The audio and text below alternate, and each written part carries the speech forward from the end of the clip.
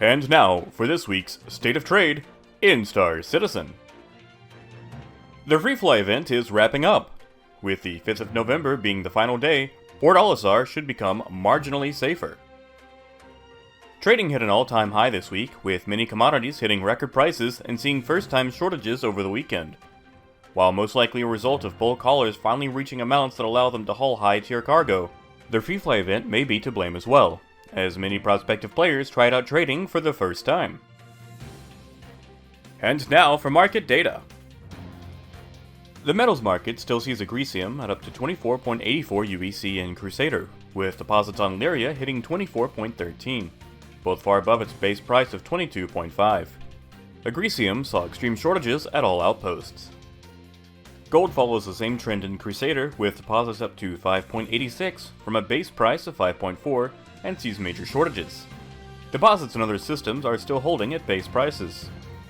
Titanium exploded on the market this week, while deposits in Crusader and ArcCorp regularly climb as high as 7.97, deposits on Ariel climb to a record-shattering 7.49, the highest price the Moon has ever seen and far above its base pricing of 7.10.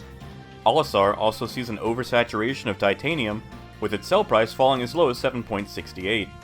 Tungsten saw a major movement as well, with deposits around Crusader hitting 3.8, up from a base price of 3.55 and actually seeing shortages as outposts fail to meet a surging demand.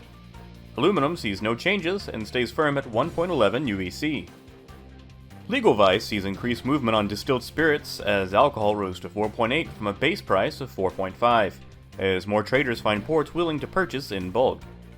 Stems rose to 2.87, up from a base of 2.8. Illicit goods see little change from last week, as many are still struggling to unload Widow, Slam, and Neon around the system. Gases see a shift in movement as astatine hits record-shattering prices. While astatine usually sees higher prices in Crusader and ArcCorp, deposits on ETA broke 7.61 this week, far above the base price of 7 UEC. Chlorine holds firm at its base price of 1.3 in most locations. Fluorine continues to see heavy movement, and while it holds at its base price of 2.35, its sell price has fallen off at Port Olisar and Deacon's Research, down to 2.69 from a base sell price of 2.95. Hydrogen continues to see activity, but holds firm at 0.9 UEC, with iodine following the trend and holding at a base price of 0.35 UEC. Minerals see a shift in movement. As usual, Laranite continues to be a highly contested commodity. The Marvel mineral peaked at 27.88 over the week, with all locations maintaining prices in the high 27 range, far above a rarely seen base price of 24.10. Laranite continues to see massive shortages in the face of an insatiable demand. Beryl sees activity at Kudra Ore, raising its price to 4.13, above a base price of 4.05. Diamond continues to see heavy movement out of ArcCorp and Crusader systems.